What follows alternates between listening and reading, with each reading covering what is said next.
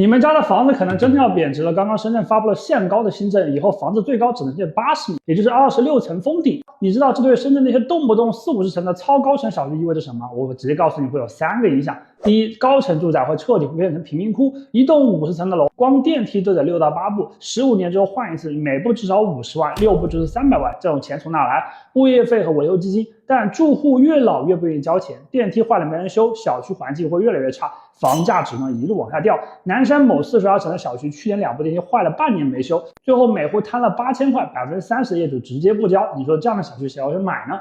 第二，新标准的房子会越来越值钱，限高80米，容积率不超过3.1%，以后的新房都是低密度、大楼间距、好梯户比。深圳湾有个小区18楼，容积率2.1%，2018年开盘只有9万一平，现在二手房13万。隔壁42层的超高层小区，2018年8.5万一平，现在只卖10万块，5年时间一个涨了44%，一个只涨了17%，这就是差距。第三，老破小彻底拆不通了。以前开发商拆一栋老楼能建50层的新房，赚钱空间大，现在只能建26楼，开发商一算账，根本就回不了本。